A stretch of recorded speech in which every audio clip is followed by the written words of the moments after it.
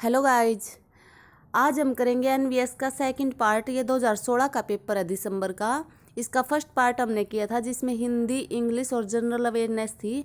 अगर किसी ने इसका फर्स्ट पार्ट नहीं देखा है तो फर्स्ट पार्ट का लिंक डिस्क्रिप्शन में है, आप वहाँ से इसका फर्स्ट पार्ट देख सकते हैं। आज हम इसका सेकेंड पार्ट करेंगे जिसमें रियल डेवलपमेंट। तो चलिए स्टार्ट करते हैं। ये फर्स्ट क्वेश्चन इन्होंने रीजनिंग का दे रखा है। एक परिवार में 6 सदस्य हैं, P Q R X Y और जेड। क्यू आर का पुत्र है लेकिन आर क्यू की माता नहीं है। जब क्यू आर का पुत्र है और आर क्यू की माता नहीं है तो आर क्यू का पिता होगा। पी और आर विवाहित युगल हैं, मतलब ये क्यू के माता पिता हैं। वाई आर का भाई है, एक्स पी की पुत्री है। जब एक्स पी की पुत्री है और पी क्यू की माता है तो एक्स पी की क्या हुई, एक्स क्यू की क्या हुई, बहन। और क्यू एक्स का क्या हुआ, भाई। जेड पी का भाई है। तो क्वेश्चन इसने पूछ रखा क्यू एक्स से किस प्रकार संबंधित है। तो इसमें जो दो सेंटेंस हैं, वाई आर का भाई है और जेड पी का भाई है, ये एक्स्ट्रा दे रखी हैं। तो हमारा आंसर इससे निकलाएगा क्यू एक्स का भाई है। ऑप्शन नंबर 3 राइट ऑप्शन होगा। यदि प्रत्येक संख्या में से एक घटाया जाता है, जैसे 2 में से 1 घटा दिया तो 1 आ गया, 3 में से 1 घटाया 2 आ गया, 9 में से 1 घटाया 8, 5 में से 1 घटाया 4 और आगे संख्या है नहीं। निम्न में से दाएं से 10वें के दाएं से चौथा क्या है। तो पहले तो दाईं ओर से 10वां कौन सा है, हमने ये चूज करना है। तो दाईं ओर से 10वां है 3 नंबर। अब ये कह रहा है उसके चौथा क्या है, 10वें के दाएं चौथा। तो 3 के दाएं हो गया चौथा 5, लेकिन इन्होंने ये एक एक संख्या में से एक एक अक्षर घटाया है तो 5 में से 1 गया 4। तो हमारा ऑप्शन 3 राइट ऑप्शन होगा जिसमें 4 दे रखा है। किसी शताब्दी का अंतिम दिन नहीं हो सकता। तो किसी भी शताब्दी का मंगल, बृहस्पति और शनि, ये 3 दिन नहीं हो सकते। ऑप्शन नंबर 4 हमारा राइट है जिसमें शनि दे रखा है। 20 वस्तुओं की लागत कीमत x वस्तुओं की कीमत विक्रय कीमत के बराबर है। यदि लाभ 25% है तो x का मान निर्धारित कीजिए। तो ये निकालने के बाद क्रय विक्रय के हिसाब से निकालने के बाद 16 आंसर आएगा। तो ऑप्शन नंबर 3 हमारा राइट ऑप्शन होगा। 7 सेंटीमीटर और 14 सेंटीमीटर व्यास के 2 पहिए विपरीत दिशा में एक दूसरे की ओर 1980 सेंटीमीटर दूर स्थित 2 बिंदुओं ए और बी से एक साथ लुढ़कना प्रारंभ करते हैं। दोनों प्रति सेकंड समान संख्या में फेरे लेते हैं। यदि दोनों 10 सेकंड के पश्चात मिलते हैं तो बड़े पहिए की चाल क्या होगी। तो इसका मतलब चाल और दूरी, समय, इसके अंडर भी क्वेश्चन पूछे जाते हैं। तो इसमें पहले हम उनकी पहियों की परिधि निकाल लेंगे और फिर चाल निकाल लेंगे। तो बड़े पहिए की निकलेगी 132 सेंटीमीटर पर सेकंड। क्रम में लुप्त संख्या लिखिए।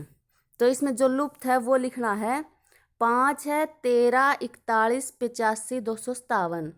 तो इन्होंने ऐसे किया है, 5 का दुगुना 10, 10 में 3 जोड़ दिया 13 हो गया। 13 का 3 गुना उसमें 2 जोड़ दिया।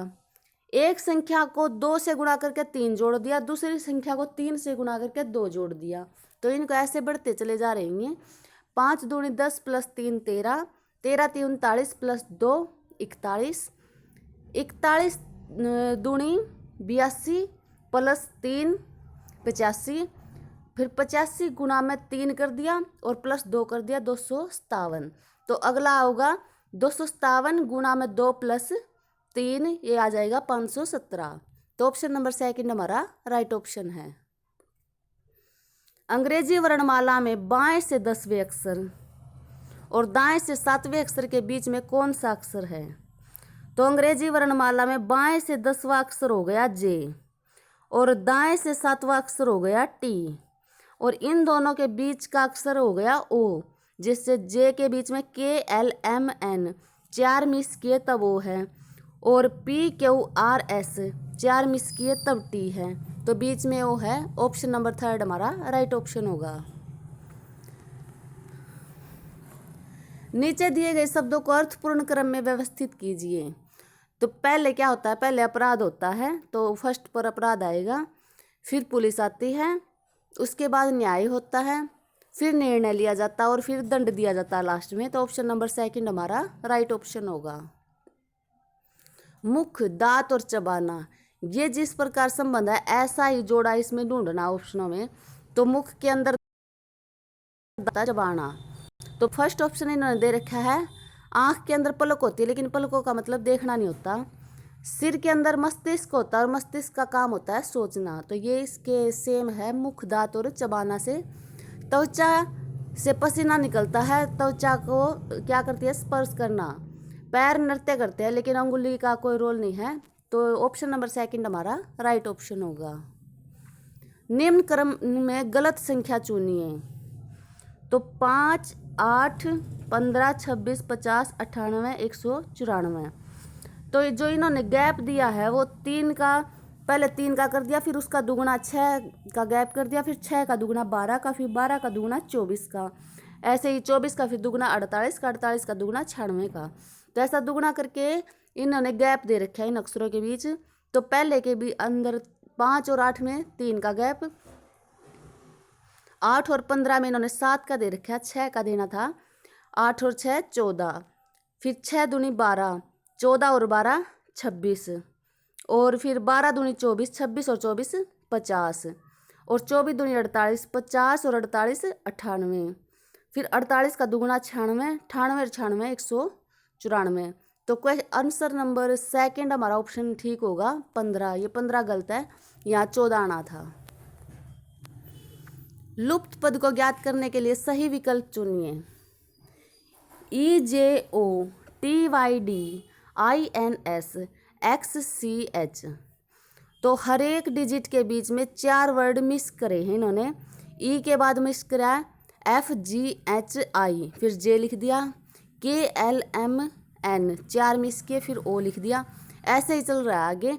तो H के बाद आएगा IJKL, मिस कर दिया, M आएगा, OPQR लिख दिया, STUVW लिख दिया। तो ऑप्शन नंबर थर्ड हमारा राइट होगा। 4 मिस कर रखे इन्होंने वर्ड इसमें। यदि PALM को कूट संख्या 43 दी जाती है, तो जो STUTTGART को क्या संख्या दी जाएगी? तो इन्होंने क्या किया है, जो P का अंग्रेजी वर्णमाला में नंबर है उन सबको जोड़ दिया है। P 16वें नंबर पर है, A फर्स्ट नंबर पर, L 12 नंबर पर, A फिर फर्स्ट पर, और M 13 नंबर पर। इन सब का जोड़ 43 आता है। ऐसे ही नीचे का जोड़ करना है। S आता है 19वें नंबर पर, फिर T आता है 20वें नंबर पर, U 21वें नंबर पर, फिर डबल T है तो ये दोनों 20-20 जुड़ जाएंगे। G 7 नंबर पर, A 1 नंबर पर, R है 18 नंबर पर, और T है फिर 20 नंबर पर। इन सब को जोड़ लेंगे तो हमारा आएगा 146। तो ऑप्शन नंबर थर्ड हमारा राइट ऑप्शन है। मास्टर को 411259 कूट दिया गया है, तो सर्वेंट के लिए कूट बताना है। तो इसके लिए मास्टर में जैसे M के लिए 4 है, A के लिए 1 है, S के लिए फिर 1 है, T के लिए 2 है, E के लिए 5 है, R के लिए 9 है। तो ऐसे ही स्टार्टिंग में S है तो ऊपर S के लिए 1 लिख रखा है तो हमने 1 ही लेना है। E में ऊपर दे रखा है 5 नंबर तो 5 ले लिया। R में ऊपर दे रखा है 9 तो 9 ले लिया। V का ऊपर नहीं दे रखा तो V को हम छोड़ देंगे। A की जगह इन्होंने ऊपर 1 लिया है तो 1 ले लिया। N की जगह ऊपर कुछ नहीं है तो वो छोड़ देंगे। T की जगह इन्होंने लिया है 2 तो यहाँ 2 ले लिया। तो जिसमें 1 5 9 फिर एक डिजिट छोड़ के 1 फिर एक डिजिट छोड़ के 2, तो जो ऐसे मिलता है वो हमारा ऑप्शन होगा। तो ऑप्शन नंबर 1 में है ये, ऑप्शन नंबर 1 हमारा राइट ऑप्शन होगा। PQRSTU एक षड्भुजाकार टेबल के प्रत्येक कोने पर केंद्र की ओर मुख करके बैठे हैं। PU के बाएं से दूसरा है, QR और S का पड़ोसी है, TS के बाएं से दूसरा है। तो पहले हम टेबल बना लेंगे इसकी और फिर क्वेश्चन के आंसर बताएंगे। तो इसमें फर्स्ट है जो, यदि QU का स्थान ले, UT का स्थान लेता है, TR का स्थान और RQ का स्थान लेता है, तो Q के दाहिने से दूसरा कौन बैठा है? तो अगर आप इसको टेबल बना के ऐसे रखोगे और फिर इनको बदलोगे तो वहाँ Q के दाहिने R होगा। ऑप्शन नंबर थर्ड हमारा राइट है। Q के सामने कौन बैठा है? तो Q के सामने T बैठा है, ऑप्शन नंबर सेकंड। उस टेबल पर आपको पता चल जाएगा कि सामने कौन है। 86 क्वेश्चन है, यदि शब्द MEAT के केवल व्यंजनों को इस प्रकार बदला जाए कि उनमें से प्रत्येक अंग्रेजी वर्णमाला के पूर्व अक्षर बने और शेष अक्षरों को अपरिवर्तित रखा जाए, तो उस अक्षरों के नए सेट में प्रत्येक अक्षर का प्रयोग केवल एक ही बार करते हुए कितने अर्थवान शब्द बन सकेंगे। तो जो व्यंजन है उनका जो पहला वर्ण है वो चेंज करना। तो M से पहले क्या आता है L, तो M की जगह हो गया L। E ऐसे का ऐसा, A भी ऐसे का ऐसा क्योंकि ये वोवल है, और जो T है उससे पहले का S आता तो S हो गया। तो हमें वर्ड मिले LEAS। तो इससे कितने वर्ड बनेंगे? LEAS से बनेंगे तो एक तो SEAL बन जाएगा सील, SALE बन जाएगा सेल। तो 2 वर्ड बने, तो हमारा option number second right option होगा, जिसमें 2 ऑप्शन है। सुमित अर्जुन से वजन में भारी है परंतु उतना नहीं जितना राकेश है। तो इसका मतलब राकेश सबसे ऊपर, सुमित फिर उसके बाद, और सब उसके बाद अर्जुन। अर्जुन जयंत से भारी है, तो इसका मतलब जयंत और भी जयंत से भारी है, तो जयंत नीचे छोटा आएगा। केशव सुमित से भारी है, तो वो भी सुमित से नीचे आएगा, परंतु उतना नहीं जितना राकेश भारी है, तो इसका मतलब राकेश सबसे ज़्यादा भारी है। ऑप्शन नंबर 3 हमारा राइट होगा, इसमें राकेश सबसे ज़्यादा भारी है।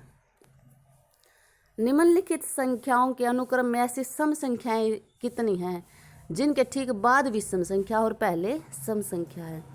तो पहले तो 8, 6, 7 है, ये है 6 सम संख्या, इससे पहले विषम है और इससे बाद विषम है। सेकंड होगी 6, 8, 9, इससे अगली ही पहले सम है बाद में विषम है। अगली होगी 2, 7, 5, पहले सम है फिर विषम। फिर 2, 2, 3, पहले सम है फिर विषम है। तो ऑप्शन नंबर 4 हमारा राइट ऑप्शन होगा कि 4 संख्या इसमें मिली हमें।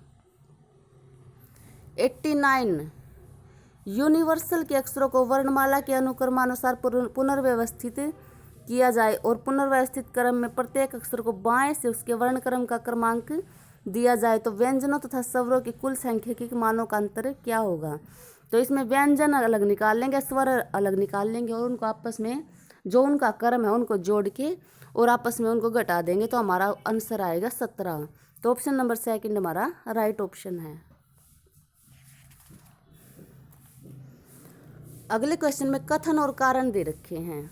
यदि केवल एक कथन ठीक है तो ए ऑप्शन लगाना है, यदि 2 ठीक है तो बी लगाना है, अगर दोनों ही ठीक है तो सी लगाना, और दोनों ही गलत है तो डी लगाना है। ये दे रखा है इन्होंने।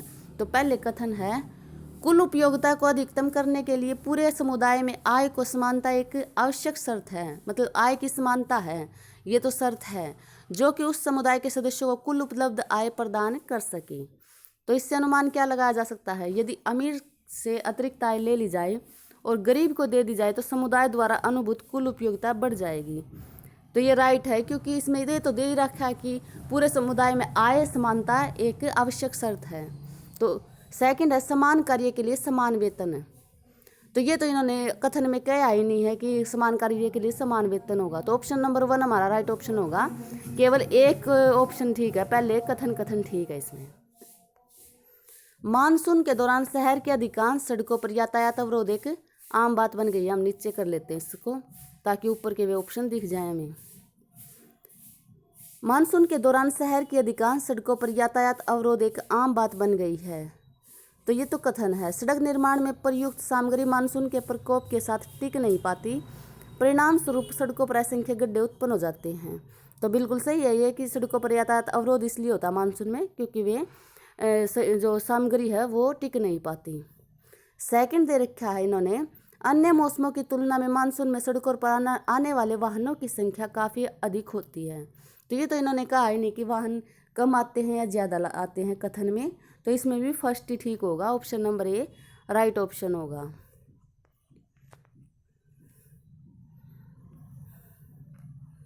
अगला क्वेश्चन है, इसमें ए तब लगाना जब कथन एक कारण और कथन 2 उसका परिणाम हो। बी तब लगाना जब पहले वाला कारण और कथन सेकंड कारण और कथन फर्स्ट हो उसका परिणाम। अगर दोनों स्वतंत्र कारण हैं तो सी, और दोनों स्वतंत्र कारणों के परिणाम हो तो डी। तो यह निकालना है। यह भारतीय रक्तदान में विश्वास नहीं करती, रक्तदाताओं के लैंगिक वितरण पर अभी तक के प्रथम डाटा बैंक के अनुसार भारत में महिलाओं द्वारा केवल 6% रक्तदान होता है, शेष 94% पुरुष रक्तदाता होते हैं। तो ये बिल्कुल सही है कथन। अगला है, विश्व में मात्र 25 देश 40% से अधिक की रक्त आपूर्ति महिला दाताओं से प्राप्त करते हैं। इनमें ऑस्ट्रेलिया, यूएसए, थाईलैंड, पुर्तगाल, न्यूजीलैंड, जिम्बाब्वे आदि शामिल हैं। तो ये भी सही है, लेकिन दोनों आपस में इंटरकनेक्टेड नहीं हैं। वो भारत के लिए है, वो वर्ल्ड के लिए है। तो दोनों ही कारणों के परिणाम हैं। ऑप्शन नंबर डी हमारा राइट ऑप्शन होगा इस क्वेश्चन का। 93 है, योग और व्यायाम के महत्व को समाज के प्रत्येक वर्ग द्वारा महसूस किया जा रहा है। ये बिल्कुल राइट है। समाज में विशेषकर मध्य आयु वर्ग के लोगों में स्वास्थ्य के प्रति जागरूकता बढ़ रही है। ये भी बिल्कुल राइट है, लेकिन दोनों का आपस में कोई कनेक्शन नहीं है, ये परिणाम है दोनों। तो ऑप्शन नंबर डी इसमें भी राइट ऑप्शन होगा। आगे रीजनिंग का सवाल है, समस्या चित्र में प्रथम और चौथे चित्र के स्थान पर 2 खाली स्थान हैं। उत्तर चित्र में चित्रों के 4 युग्म हैं। आपको युग्म का चयन करना है जो रिक्त स्थानों में भरे जाएंगे, जिससे कि प्रथम और द्वितीय युग्मों में समान संबंध हो। तो इसमें जो फर्स्ट है, इनमें ए बी सी डी में से एक बताना है कौन सा आएगा। तो इसमें जो डी वाले हैं ये पार्ट, वो आएगा इसमें, तब ये पूरा होगा। तो ऑप्शन नंबर इसमें बी।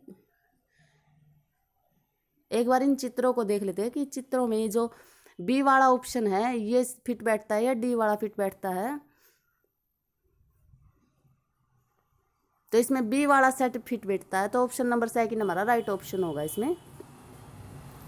चित्रों का एक संबंधित युग्म उसके अनुसार में चित्रों के 4 युग्मों के साथ किया गया है। एक युग्म का चयन कीजिए जिसमें वही संबंध हो जो मूल युग्म में है।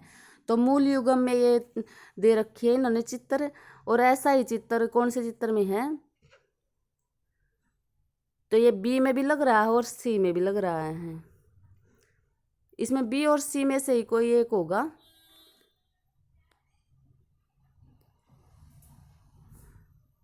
इसका राइट ऑप्शन होगा बी। तो बी दे रखा है सेकंड ऑप्शन में, हमारा राइट ऑप्शन होगा सेकंड। निम्न पैटर्न का अध्ययन कीजिए और उपरोक्त पैटर्न का प्रयोग करके 7 + 2 + 5 ज्ञात कीजिए। इसका क्या आता है। तो पहले स्टार्टिंग वाला देखते हैं। 3 + 2 + 5 = 15 30 30। तो इन्होंने 3 दूनी 6 पंजे 30, लास्ट वाला 30 डिजिट इससे आया। और फर्स्ट और थर्ड जो 3 और 5 है इनकी गुणा करने पर आएगा 15। तो 3 पंजे 15, 3 दूनी 6 पंजे 30, तो 30 आ गया थर्ड वाले का। बीच वाला जो 30 है ये 3 पार्ट में डिवाइड होगा इसका आंसर, जैसे 15 30 30, ये तीनों अलग अलग निकलेंगे इसमें रीजनिंग में। तो फर्स्ट निकला आया 3 पंजे 15, फर्स्ट की और थर्ड की गुणा। लास्ट वाला निकला आया तीनों की गुणा, 3 दूनी 6 पंजे 30। बीच वाला ऐसे निकलेगा, पहले दोनों का जोड़ 3 और 2 5, और फिर दूसरे की गुणा, पंजो पंजो 25, जो 3 और 2 5, और फिर 5 की गुणा 25, और 5 को एक बार गुणा करेंगे और दूसरी बार उसको जोड़ देंगे, 25 और 5 30। ऐसे ही अगला देखते हैं। 8 तिया 24 फर्स्ट डिजिट आ गया, 8 चौका 32 तिया 96 थर्ड डिजिट आ गया। अब ऐसे ही 8 और 4 12, 12 में एक बार 3 से गुणा करेंगे, दूसरी बार 3 को जोड़ देंगे, 12 तिया 36 और 3 39। तो बीच वाला डिजिट हमारा इससे आ गया। ऐसे ही अगला 9 चौका 36, तीनों की गुणा 9 दूनी 18 चौका 72, बीच वाला 48 आएगा। 9 और 2 की गुणा, 9 और 2 11, 11 को 4 से एक बार गुणा और एक बार जोड़, 11 चौक 44 और 4 48। ऐसे ही पंजो पंजो 25 फर्स्ट डिजिट आ गया, 5 चौका 20 पंजे 100 लास्ट वाला डिजिट आ गया। अब बीच में है 50, तो 5 और 4 9, 9 में एक बार 5 से गुणा करेंगे और फिर 5 को जोड़ देंगे, तो 9 पंजे 45 और 5 50, तो बीच वाला डिजिट आ गया। ऐसे ही अब इसमें आएगा 7 पंजे 35 फर्स्ट डिजिट आ गया। अब तीनों की गुणा, 7 दूनी 14 पंजे 70 थर्ड डिजिट आ गया। अब 7 और 2 9, 9 को एक बार 5 से गुणा करेंगे और फिर 5 जोड़ देंगे, तो 9 पंजे 45 और 5 50, तो हमारा थर्ड ऑप्शन राइट ऑप्शन होगा। अगला क्वेश्चन है, 2 संख्याओं जिसका योग 12 है के गुणनफल का अधिकतम मान है। तो दो संख्याएं हैं जिन जैसे 6 और 6 का योग 12 होता है, तो अधिकतम पूछ रखा है। जैसे एक संख्या 7 लेंगे दूसरी 5 लेंगे तो 7 पंजे 35। एक संख्या 6 है दूसरी 6 तो छिको 36, तो 36 ज़्यादा होया। ऐसे ही एक 8 ले लेंगे दूसरी 4 ले लेंगे जिनका जोड़ 12 हो तो 8 चौका 32, वो कम आया है। तो इन्होंने अधिकतम मान पूछ रखा है, तो अधिकतम मान 36 होगा। 6 गुणा 6 36। ए किसी कार्य को 18 दिन में, बी उसी कार्य को 12 दिन में कर सकता है और सी उन दोनों की सहायता से उस कार्य को 3 दिन में कर सकता है। तो इसका मतलब सी की कैपेबिलिटी ज़्यादा है। तो सी अकेला कार्य कितने समय में कर सकता है, तो ये करेगा 5 से 1/7 दिन में। ऑप्शन नंबर 3 हमारा राइट होगा। इसमें टाइम और वर्क का फॉर्मूला लगाकर ये क्वेश्चन निकल जाएगा। सही विकल्प का चयन कीजिए जो समान पैटर्न का अनुसरण करते हैं। तो जो 2 है, 15 है, 41 है और 80 है। तो इसमें 2 में पहले 13 जोड़ दिया, फिर 13 दूनी 26, फिर 13 तिया 39, फिर आगे 13 चौका 52, तो 132 आ जाएगा। ऑप्शन नंबर 4 हमारा राइट होगा। इसमें जो 13 की टेबल है वो जोड़ते चले गए इसमें। निम्न में से सही विकल्प का चयन कीजिए। रियायत, जैसे रियायत का तुष्ट करना होता है वैसे ही उत्प्रेरक का अवक्षेप होता है। ऑप्शन नंबर 3 हमारा राइट ऑप्शन होगा। अगला क्वेश्चन है, ये टीचिंग एप्टीट्यूड का है। इसमें ये पार्ट मैथ और रीजनिंग का वो कंप्लीट होता है। 30 क्वेश्चन थे उसके, अब ये 20 क्वेश्चन इसके हैं टीचिंग एप्टीट्यूड के। तो पढ़ाते समय अध्यापिका समय समय पर अपने विद्यार्थियों की प्रगति की निगरानी करने के लिए परीक्षा लेती है। ऐसे परीक्षणों के परिणाम को वह उन क्षेत्रों की पहचान करने के लिए उपयोग करती है जिनमें उसे अपने अनुदेश को बदलने तथा संशोधित करने की जरूरत हो। उसके द्वारा उपयोग किए जाने वाला मूल्यांकन क्या कहलाता है, तो ऐसा इस प्रकार का मूल्यांकन रचनात्मक मूल्यांकन होता है। ऑप्शन नंबर 2 हमारा राइट ऑप्शन होगा। निम्नलिखित में से कौन से अधिगम परिणामों के निबंध प्रकार के प्रश्नों का उपयुक्त जांच नहीं होती? विचारों को सुव्यवस्थित और समाकलित करने की योग्यता, सामग्री या आंकड़ों को अलग अलग करना, उसकी व्याख्या करना, तथ्यों और सिद्धांतों का विश्लेषण करने की योग्यता, समस्या सुलझाने की योग्यता। तो ऑप्शन नंबर 4 होगा, समस्या सुलझाने की योग्यता। अभावग्रस्त विद्यार्थियों का उच्च शैक्षिक स्तर सुनिश्चित करने में मुख्य बाधा कौन सी है? यह विश्वास कि प्रत्येक विद्यार्थी चुनौतीपूर्ण विषय वस्तु और कौशलों पर निपुणता प्राप्त करने में सक्षम नहीं है। तो ये बाधा है स्कूल पाठ्यचर्या के तुल्य पर्याप्त अनुदेशी सामग्री की अनुपलब्धता, विद्यार्थियों को यह निर्धारित करने में यथेष्ट स्वायत्तता प्रदान करना कि उन्हें क्या सीखना और वे कैसे सीखेंगे, विविध प्रकार की व्यक्तिगत छोटे अथवा बड़े समूह की गतिविधियां प्रदान करना। तो इसमें सबसे मुख्य बाधा है ऑप्शन नंबर 1। संविधान के अनुच्छेद 21A के अनुसार बच्चों को 14 वर्ष की आयु तक निःशुल्क और अनिवार्य शिक्षा प्रदान करना अनिवार्य है। 0 से 14 वर्ष की आयु के बच्चों के लिए शिक्षा मौलिक अधिकार है। 6 वर्ष की आयु तक के बच्चों की शिक्षा का उत्तरदायित्व तो राज्य का नहीं है। 6 से 14 वर्ष की आयु के बच्चों के लिए शिक्षा मौलिक अधिकार है। तो ऑप्शन नंबर 4 राइट ऑप्शन होगा। 6 से 14 वर्ष की आयु के बच्चों के लिए शिक्षा मौलिक अधिकार है। अधिगम के विभिन्न क्षेत्रों में छात्रों की कठिनाइयों की पहचान करने के लिए अध्यापकों द्वारा उपयोग की जाने वाली कार्यविधि किसका अंश है? तो ये है निदानात्मक मूल्यांकन का। जो कठिनाइयों को पहचान करे उसे कहते हैं निदानात्मक मूल्यांकन। विद्यार्थियों की शैक्षिक सफलता का श्रेष्ठ पूर्वानुमान निम्नलिखित में से कौन सा कारक करेगा? तो जो शैक्षिक सफलता है वो बुद्धि पर निर्भर करती है। तो ऑप्शन नंबर 4 हमारा राइट ऑप्शन होगा। मुझे दर्जनों स्वस्थ बच्चे दीजिए, मैं उन्हें डॉक्टर, जज, भिखारी और चोर भी बना सकता हूँ। यह कथन निम्नलिखित में से किस अधिगम सिद्धांत को प्रदर्शित करता है? तो यह करता है व्यवहारवाद के सिद्धांत को। Option number 4। जैविक रूप से कर्मादेशित समयोपरि स्वाभाविक रूप से होने वाली परिवर्तन है। तो यह है परिपक्व संबंधी। Option number 1। सह शिक्षण विद्यालय में कक्षा 6 का अध्यापक निम्नलिखित में से किस विकास में लड़कों और लड़कियों के बीच की प्रत्यक्ष भिन्नताओं का अवलोकन करेगा? तो वो प्रत्यक्ष भिन्नता शारीरिक रूप से होगी जब लड़के और लड़कियों के बीच में होगी। तो ऑप्शन नंबर 1 हमारा राइट ऑप्शन होगा। निम्नलिखित में से कौन सा दृष्टिकोण अधिगम को ज्ञान अर्जित करने और उपयोग करने को सैकड़ीय मानसिक रचना प्रक्रिया के रूप में देखता है? तो ये देखता है रचनावादी दृष्टिकोण।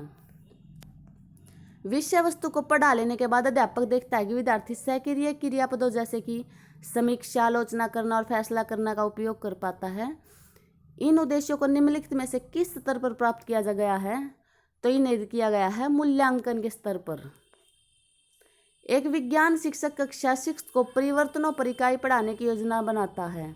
पाठ की तैयारी करते समय उसे सर्वप्रथम निर्धारित करना चाहिए तो विषय के बारे में विद्यार्थियों का पूर्व ज्ञान कितना है, उनको उस विषय के बारे में कितना पता है पहले, इसका ज्ञान उन्होंने ले लेना चाहिए। तो ऑप्शन नंबर 4 हमारा राइट ऑप्शन होगा। पियाजे के अनुसार बच्चों को पढ़ाने के लिए चार्ट, ग्राफ और आरेख का उपयोग किस अवस्था पर उपयोगी होता है? तो इन सब चीज़ों का उपयोग होता है मूर्त संक्रियात्मक अवस्था में। पियाजे ने 4 अवस्थाएं बताई हैं। पहली संवेदी पेशीय, फिर पूर्व संक्रियात्मक, फिर मूर्त और फिर औपचारिक। तो इस ऑप्शन में है ऑप्शन नंबर 3। अगला क्वेश्चन है, निम्नलिखित में से किसका विचार था कि कुछ भी प्रत्यक्ष अनुभव से सीखा जा सकता है? वह देख कर या अवलोकन करके भी सीखा जा सकता है। अगर किसी भी क्वेश्चन में अवलोकन आ जाए या देख कर सीख रहा है तो वो है बेंडूरा का सामाजिक अधिगम का सिद्धांत। सिंपल सा है क्वेश्चन।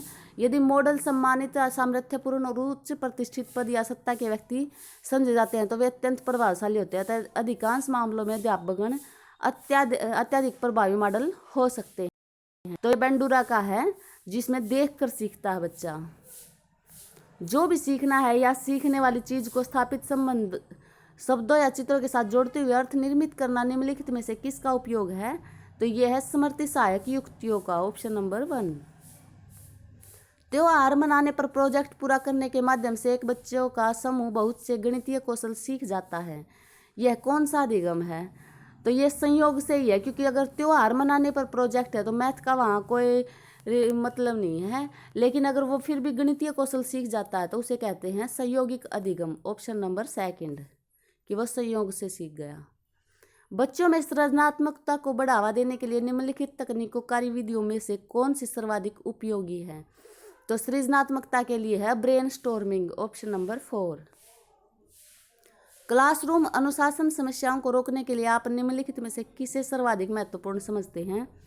विद्यार्थियों के व्यवहार की कड़ी निगरानी, नियम और कार्य प्रणाली स्थापित करना, क्लासरूम में प्रेरणाजनक वातावरण सृजित करना, विद्यार्थियों को अच्छे व्यवहार के लिए पुरस्कार देना। तो इसलिए सबसे सर्वाधिक महत्वपूर्ण है नियम और कार्य प्रणाली स्थापित करना। निम्नलिखित में से कौन सा उद्देश्य भावात्मक क्षेत्र से संबंधित है? विद्यार्थी चित्र में रंग भर सकते हैं, तो ये तो क्रियात्मक क्षेत्र है।